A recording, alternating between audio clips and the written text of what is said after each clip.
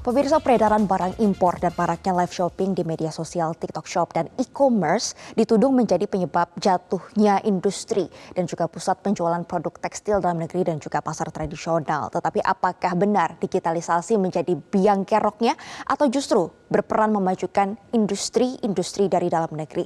Kami akan mengkonfirmasi langsung kepada Wakil Ketua Umum Indonesia E-commerce Association, IDEA, Budi Primawan. Pak Budi, selamat pagi. Banyak yang menuding bahwa e-commerce ini menyebabkan sektor tekstil tanah air anjlok dan juga pasar tradisional ini jadi sepi. Bagaimana tanggapan Anda? Apakah setuju?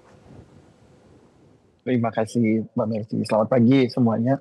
Jadi kalau kita di Asosiasi E-commerce Indonesia atau IDIA melihatnya bahwa pertumbuhan ekonomi digital ini kan merupakan salah satu peluang buat semua orang Indonesia termasuk pengusaha dan pengusaha UMKM. Karena membuka satu peluang baru gitu. Nah, kalau terkait dari tadi yang disampaikan menyebabkan anjloknya perdagangan tekstil, lalu adanya menjadi sepi, saya rasa perlu kajian yang lebih dalam lagi tentang penyebab kedua hal tersebut.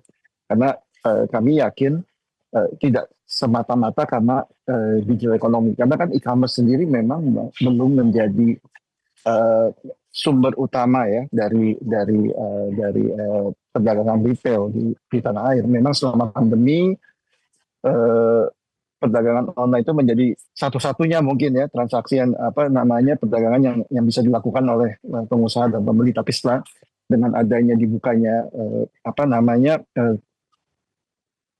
normalisasi dan lain sebagainya, tentu terjadi shift lagi. Nah, kalau sepinya tempat perbelanjaan mungkin perlu dilihat lebih dalam lagi penyebabnya, karena banyak juga tempat perbelanjaan yang masih ramai gitu kan sekarang. Jadi kita mungkin bisa lebih lihat lagi apakah penyebabnya mungkin dari lokasi, dari transportasi atau hal-hal lain yang nanti bisa sama-sama kita pikirkan solusinya.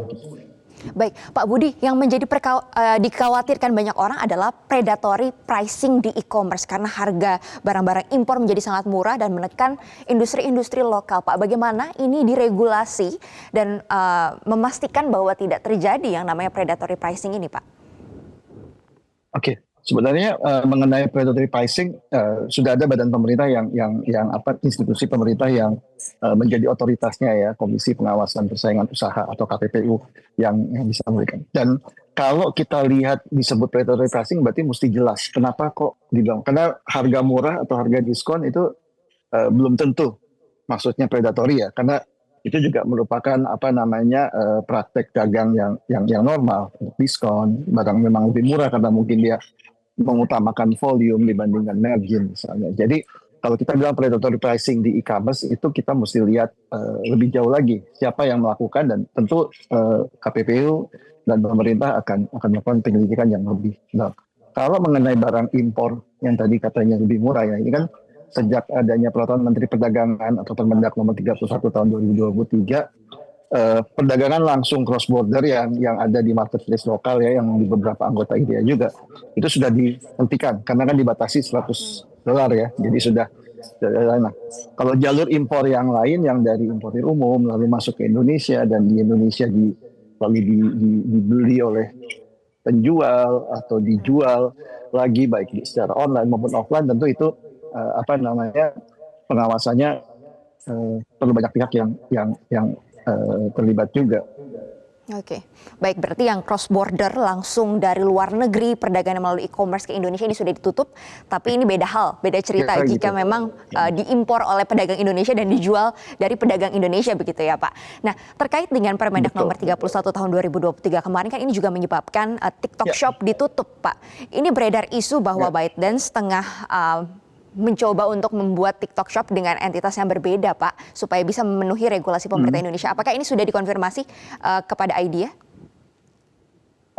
Sementara ini kita belum dapat informasi yang pastinya ya mengenai informasi tersebut, tapi saya rasa selama mengikuti peraturan yang berlaku tentu sah-sah aja untuk satu perusahaan termasuk TikTok atau ByteDance untuk memulai e-commerce mereka di Indonesia. Baik, selama ini mematuhi regulasi pemerintah tidak apa-apa begitu ya Pak. Bagaimana dengan tudingan algoritma dari e-commerce ini Pak yang lebih menguntungkan produk-produk impor ketimbang produk dalam negeri?